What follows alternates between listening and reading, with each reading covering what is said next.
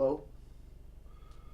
I would like to submit this image as the most viable religious icon that we should adopt for our future.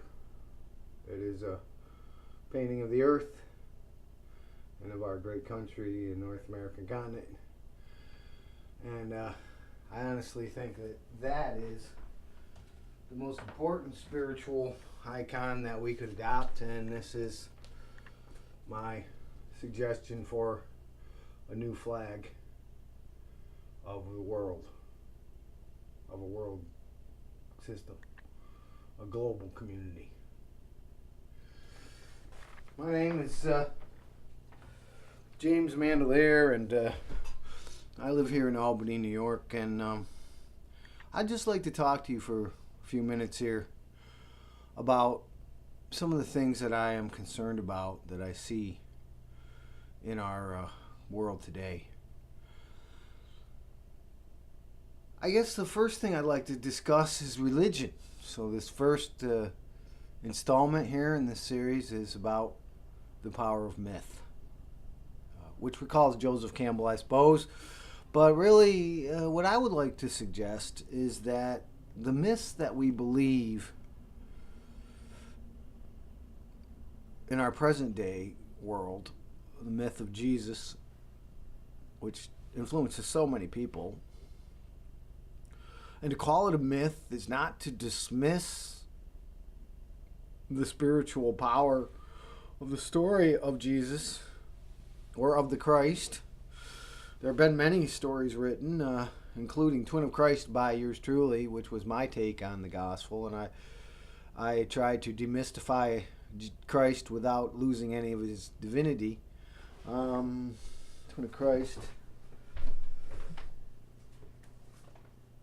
Here. It's the book. I suggest you read it. It's very inspiring. I think you like it. And I could use the money, believe me. I'm totally broke as usual. I have no opportunities. I live a life of dire necessity. And for the last couple of years, I've been trying to promote my work and live off my life's work, but I have not been too successful for various reasons. But what is myth? What is myth? Mythic stories are stories that transmit our beliefs in poetry and in analogy. It is part of the human psychology that we would use myths and believe in myths.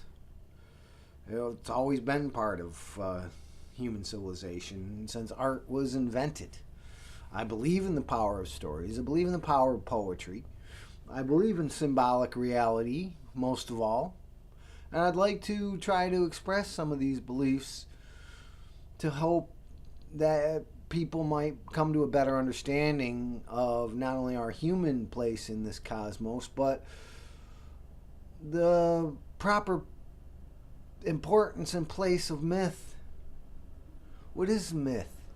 Myth is the personification of eternal forces, principles, ideas, concepts in the universe that transcend human experience.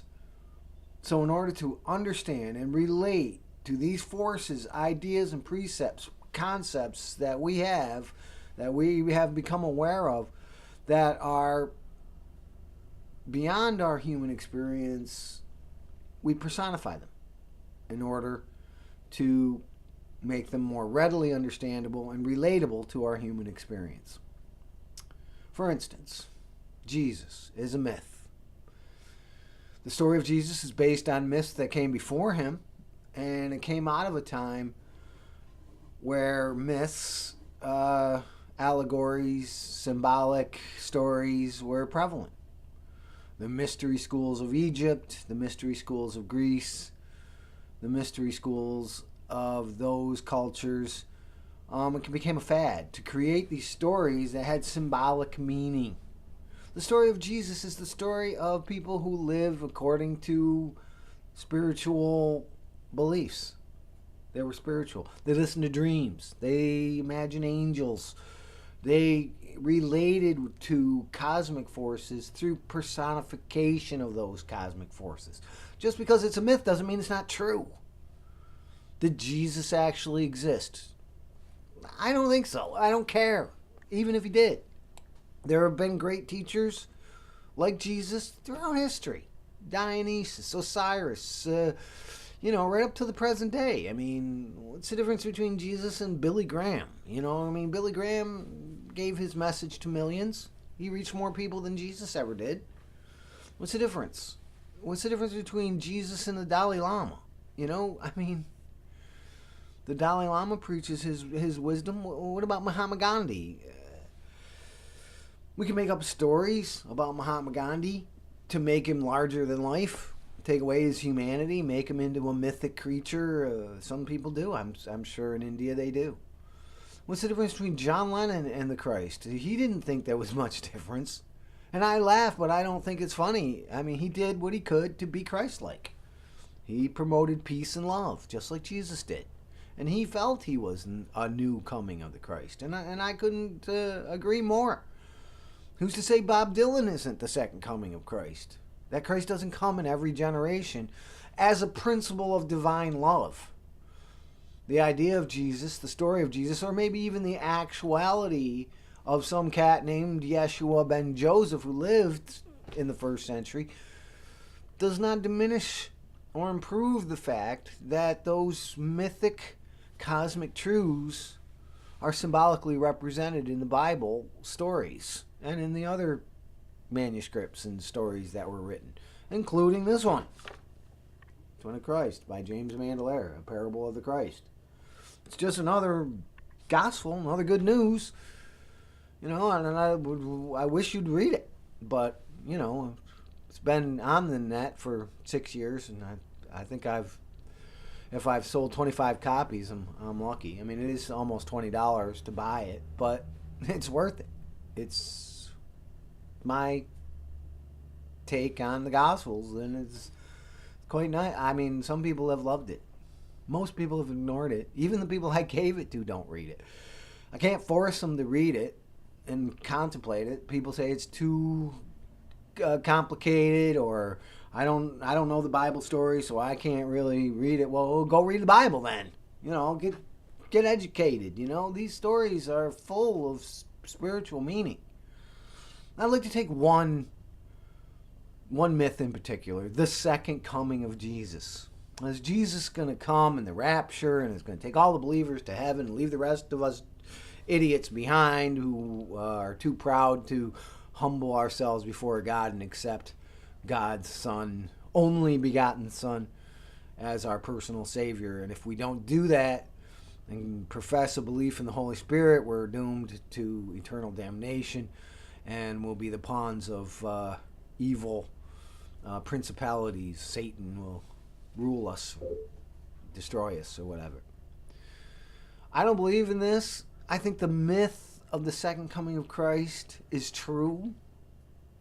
I think the great stories written by John of Patmos and Revelations are a great representation of the future of degraded humanity that he saw coming when he looked around and saw the horrible brutality of his time, and he projected that into the future in symbolic stories based on Jewish historical myth, the Hebrew myths. Beautiful stories, great potent stories full of poetic truth. But the fact is, everybody dies, okay? Isn't it possible that the myth is relating to the fact that when we die, our consciousness continues and finds a community of consciousness that we share beyond this dimension, and that Jesus comes to everyone on the day they die and escorts us to this other dimension where disembodied consciousness goes to, I believe, live out the possibilities of the physical life that they led in a dream world, where they can then expand those possibilities and live out some of unfulfilled desires and progress in consciousness until a new incarnation would help them express the new evolved consciousness. That there is no eternal damnation or eternal paradise, that everything is transformative, progressive, including eternal consciousness, which evolves forever to more and more refined expressions of consciousness. That precept, that concept that I just blurted out, is mythically, symbolically represented in the story of Jesus' second coming. Now, Paul of Tarsus thought Jesus was coming back to rule the world in his lifetime. He lived in the 1st century. But Jesus didn't come back in that sense. The Jews expected their Messiah for just like that. The avenging Messiah coming back with the armies of angels. And we still believe the same foolishness. But the reality, the possibility, is more real that the day we die, Jesus will come to us as a being of living, loving presence, of light that shines on us and helps our consciousness, disembodied consciousness, to go into the other, I call them the realms within the psychic realms. This is what I believe. It's just a belief. I'm not trying to convert anyone. If you join my religious beliefs, I'll kick you out. Go figure it out for yourself. I'm not trying to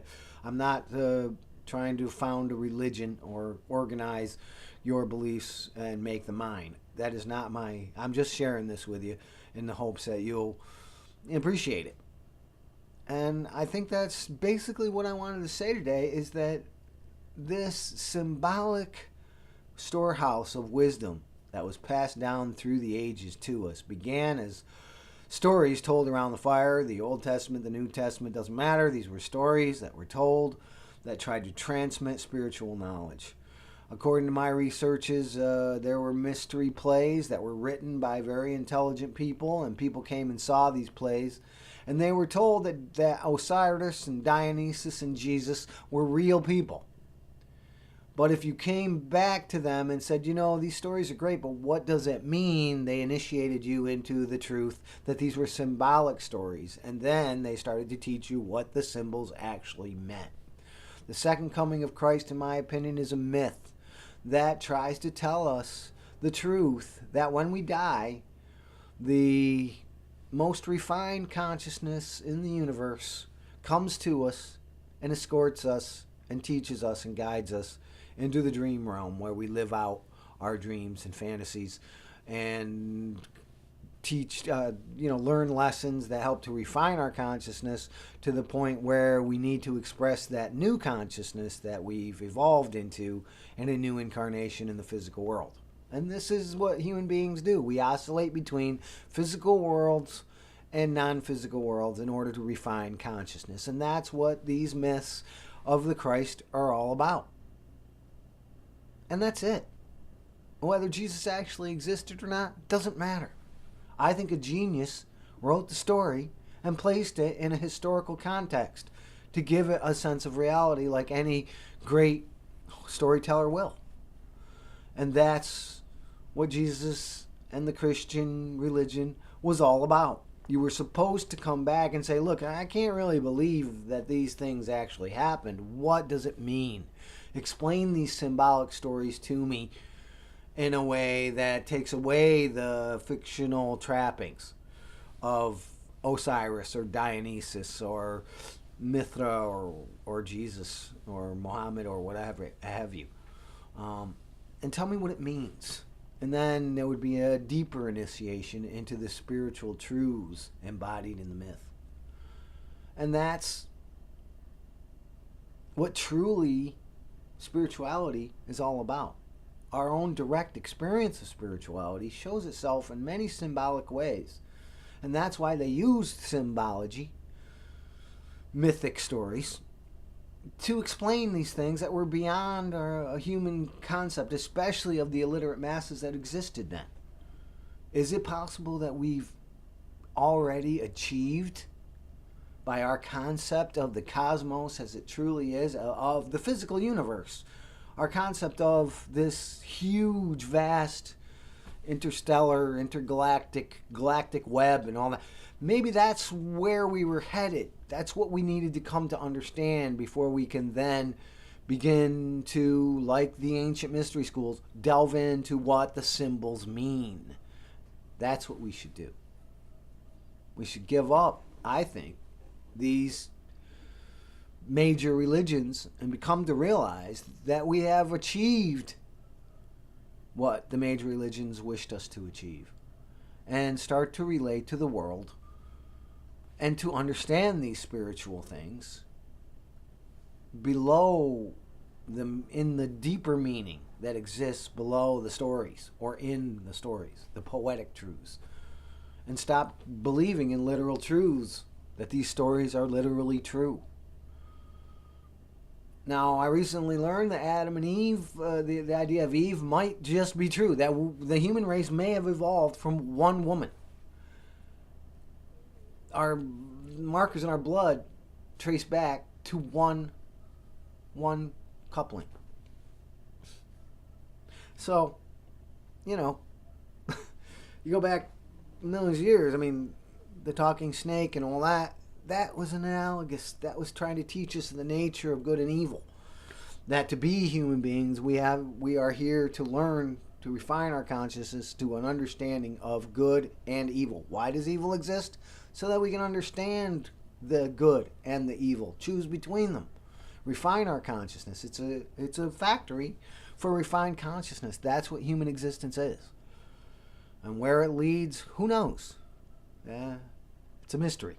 Well, we'll find out, because we will evolve forever and progress forever and incarnate forever.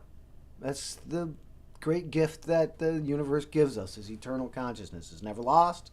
It just transforms and continues to go on. And that's what I believe. Thanks for listening. And remember, I think that this is the most important religious icon, better than crosses or moons and stars or Buddha sitting underneath his tree or, the calligraphy of the I Ching or whatever. This is what the modern world needs as the new religious icon, and I am 100% behind it. Here it is again for you. Spiritually, this is what we need to worship right here in order to ensure a future of the human race. Here it is. Take a look. It is the world in space. Okay, and here is the only political flag that we need to fly anymore in order to ensure a future of the human race right here. That's just my opinion, right or wrong. We don't need crosses, and we don't need to have Jesus up on the cross suffering for us anymore. Let's let him down and take up world peace as our only spiritual demand. World peace, friendship between all nations, the end of war, the end of ecological suicide, the end of sexism, racism, and all the things that stop us from achieving the great hope of Christian scriptures and Hebrew scriptures and Chinese scriptures and all scriptures of the world, that we can live in peace as one family of man. That's what I dedicate my life to.